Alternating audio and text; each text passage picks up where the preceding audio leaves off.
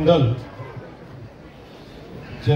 माध्यमातून शिवजयंती उत्सव आणि या ठिकाणी शिवबा हा नाट्याचा या ठिकाणी आयोजन करण्यात आलेला आहे। कोकण कला अकॅडमी आणि आमचे परममित्र श्रीरंग परब व त्यांचे सगळे सहकारी, मंचावर उपस्थित सर्व सन्मान्य व्यासपीठ उपस्थित रसिका, उपस्थित बंधू भगिनी, कोकण मित्र मंडळ आणि कला अकॅडमीच्या माध्यमातून दर शिवजयंतीला या मीरा गावमध्ये आपण खूप चांगला कार्यक्रम आयोजित करत असतात। पण हे प्रथमच आपण या ठिकाणी लता मंगेशकर या सभागृहामध्ये जो नाट्याचं आयोजन आपण केलेलं आहे, म्हणून तुम्हाला मनापासून तुमचा आभार, धन्यवाद आणि खूप सारी शुभेच्छा। मित्रांनो, छत्रपती शिवाजी महाराजांचं इतिहास सांगायची गरज नाही, पण काळ असा आलेला आहे की आज असं नाट्याच्या माध्यमातून बघायला खूप आवडतो आणि त्याच्यातलाही खूप आनंद आपल्याला मिळतो। कुठं ना कुठं तुमच्या आमच्या रक्तामध्ये शिवरायांचे विचार हे रुजलेले आहेत आणि म्हणून ते आपल्याला आवडत असते। हे खूप सुंदर लेखक आहेत, कदाचित आपल्यापैकी बरेच लोकांनी त्या पुस्तकी वाचलेले असेल। छत्रपतींवरती आहे challenging destiny, written by Medha Bhaskaran Deshmukh, आणि त्या चॅलेंजिंग डेस्टिनीमध्ये मेधा भास्करन देशमुखांनी खूप रिसर्च करून ती पुस्तकं लिहिलेली आहे। मराठीमध्ये आहे, इंग्लिशमध्येही आहे। ते जर आपण वाचलं आणि आपल्या तरुण पिढीला जर वाचायला सांगितलं तर मला असं वाटतं छत्रपती शिवरायांचं खरं कॅरेक्टरिस्टिक सर्व धर्म समभावाचा आणि स्वराज्य हिंद स्थापन करायचं हे तुमच्या आमच्या सर्वांच्या लक्षात येईल। आज छत्रपतींच्या संदर्भामध्ये राजकारणामुळे खूप अप्रचार हिंदू मुस्लिम मध्ये केले गेलेला आहे। खरा इतिहास मी जे वाचलं, भरपूर पुस्तकं वाचली, पण मी जेव्हा या मेधा भास्करांची पुस्तक वाचल्यानंतर, आपण शाळेतील इतिहास वाचतो, ते पिक्चरचं ट्रेलर कसं असते तशी शाळेतली शिक्षण आहे, आणि मागील 10 वर्षामध्ये तर इतिहासच बदलायचं काम चालू आहे या देशामध्ये। म्हणून नक्की कोणती पुस्तक वाचायची आणि शाळेमध्ये कोण मुलांना काय शिकून या म्हणून हे सांगायचं हाही प्रश्न पडलेला।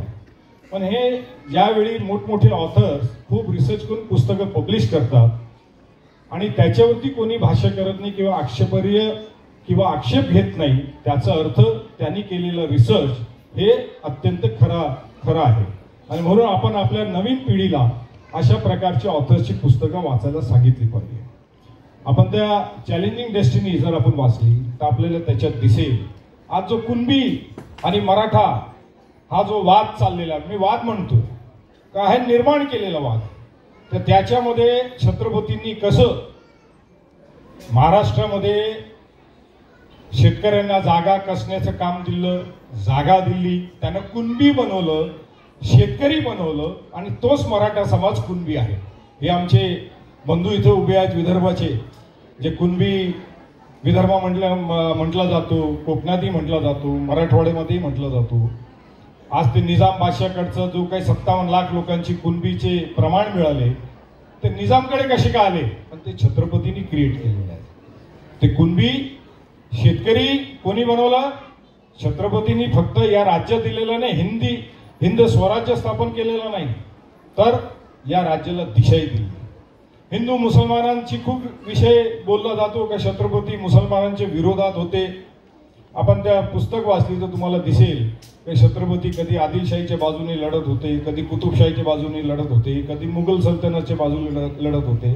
आणि हे सगळं करत असताना मग त्यांना हे आलं की मी माझा स्वराज्य का स्थापन करू नये, माझा राज्य का स्थापन करू नये, आणि म्हणून हिंदवी स्वराज्य त्या ठिकाणी स्थापन झाले।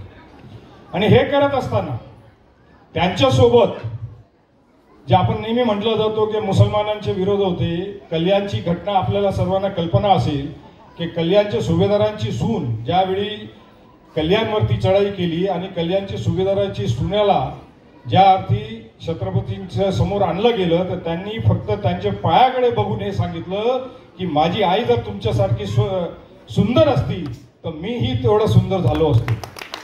आणि पूर्ण रिस्पेक्टने त्यांना परत आपल्या घरी सोडण्याचे आदेश छत्रपतींनी दिले.